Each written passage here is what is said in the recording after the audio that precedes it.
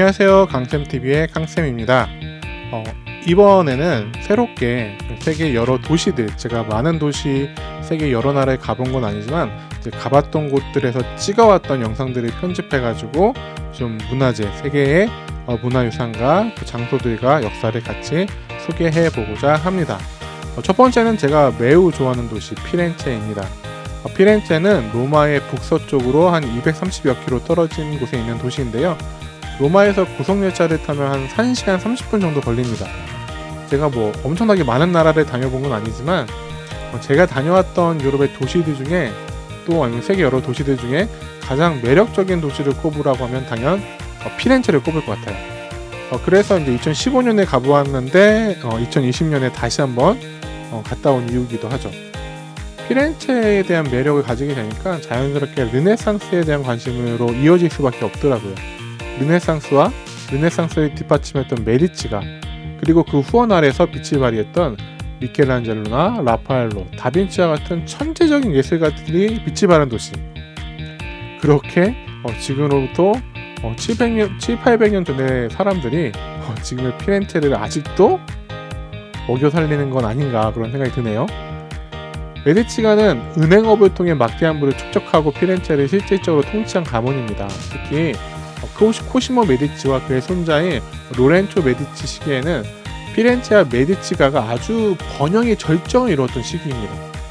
기독교 중심의 중세에서 벗어나 인간의 영역, 인간에 대한 탐구, 인문주의, 그리고 그리스와 로마의 고전들이 되살아나는 이런 르네상스 시기가 저는 너무나도 매력적인데, 그 시작이 바로 피렌체라는 점에서 저에게 피렌체는 좀 더 새로운 의미로 다가오는 것 같습니다. 자, 그럼 이 피렌체 중에서도 가장 핵심 건물이라고 할 수 있는 우리 피렌체 두오모를 한번 가보도록 하겠습니다.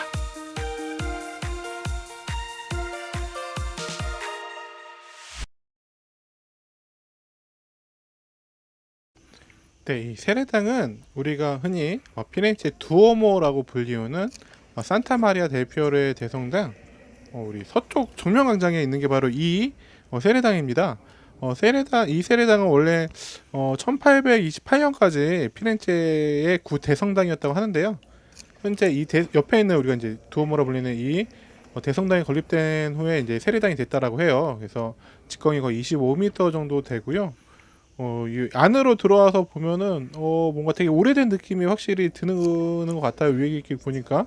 근데 당시 이제 그림들도 많이 남아 있고 한데요.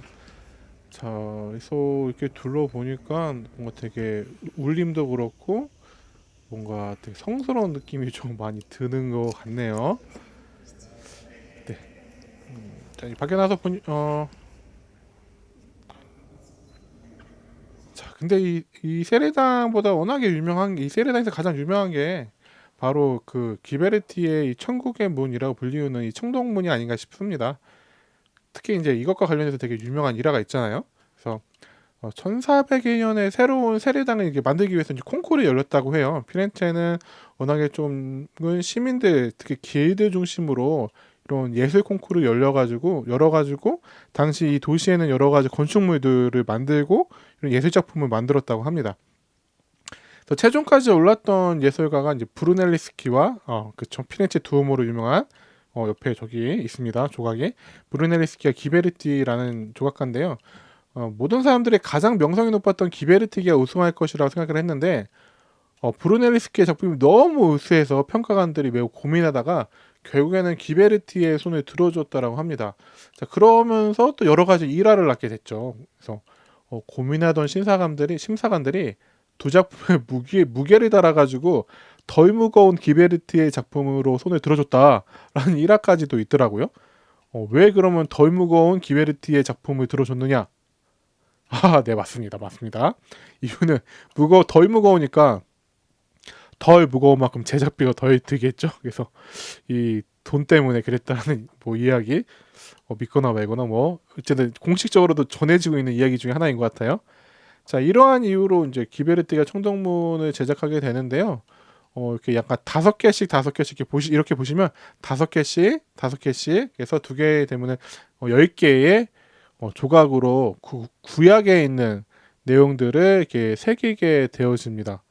그래서 하나하나의 내용들을 보면은 이제 구약 성서의 내용들이 들어가 있는 것으로 알려져 있고요. 그리고 이제 이 그림만 봐도 교회 다니시는 분들은 알 수 있을 것 같아요. 그리고 이제 나중에 이제 미켈란젤로가 천국의 문이다라고 해서 상당히 극찬해서 유명해진 그러한 문이기도 합니다. 지금은 두오모 쿠플라 피렌체 두오모로 올라가는 길입니다. 피렌체가 이제 성장을 하면서 점점 이제 피렌체 사람들도 자신들의 이제 신앙이 어제 중세 시대다 보니까 아무래도 성당을 좀 잘 짓고 싶었을 것 같아요. 자, 그리고 또 이제 피렌체란 도시는 이제 시에나 옆에 있는 시에나라는 도시하고 상당히 앙숙 라이벌 관계였는데요. 또 시에나가 이제 엄청나게 크고 아름다운 두오모를 이제 짓는 걸 보다 보니까 자신들도 이제 피렌체에 큰 이제 성당을 만들기 위해서 이제 설계를 하고선 이렇게 짓기 시작을 합니다. 근데 1300년대 초가 되면은 이제 피렌체 경쟁 도시인 시에나가 피렌체보다 더 큰 성당을 만들기 위해서 이제 확장 공사를 한다라고 들어가지고 피렌체 사람들이 이게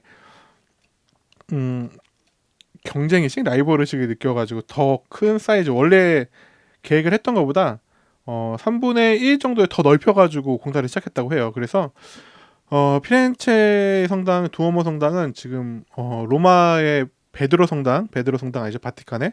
그리고 런던의 세인트폴 성당이 지금 세계에서 가장 세 번째로 긴 성당이라고 하고 있습니다.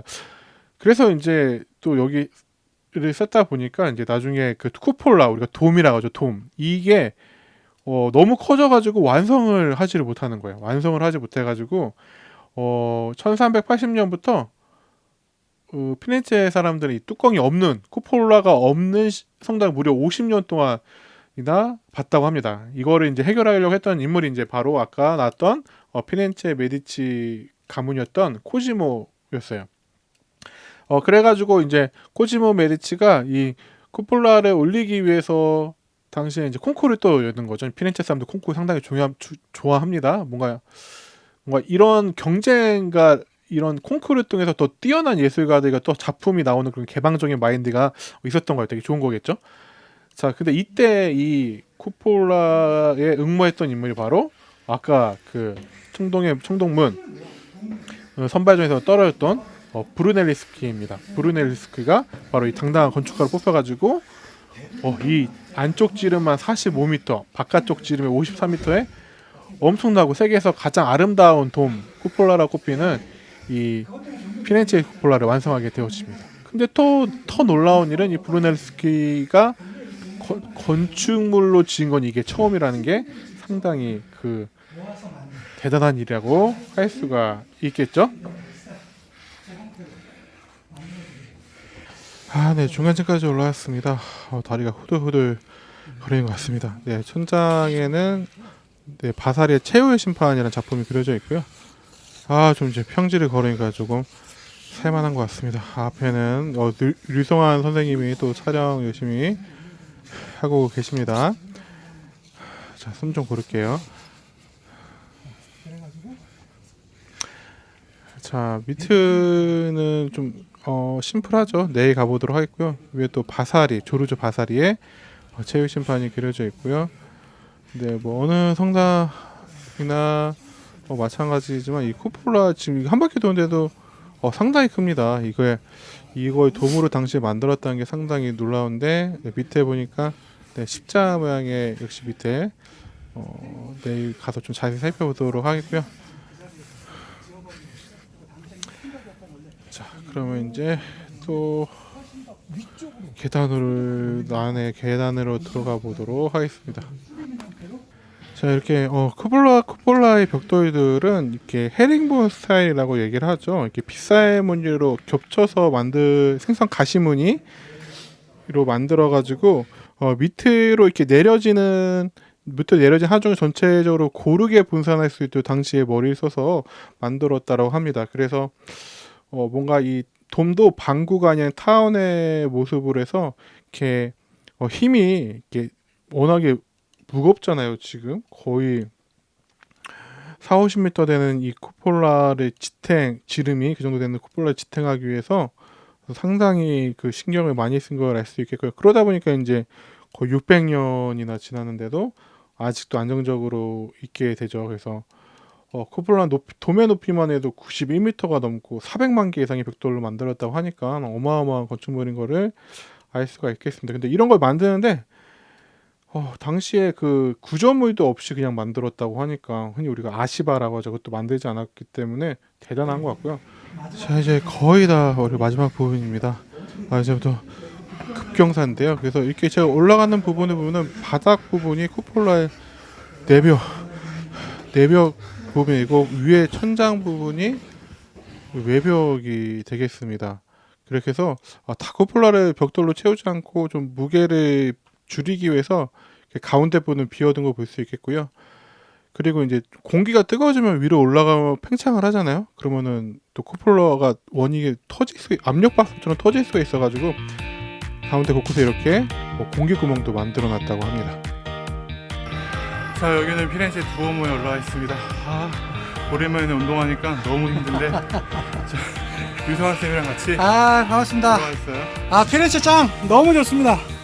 피렌체는 5년 만에 다시 찾았는데 그때는 전에 왔을 때는 두오모에 올라오지 못했었거든요. 근데 두 번째로 올라오니까 시내가 이렇게 도쿄 분면도 보이고 저 보이는 곳이 이 빨간 지붕들이 어우러져서 상당히 매력적인 장소인 것 같습니다.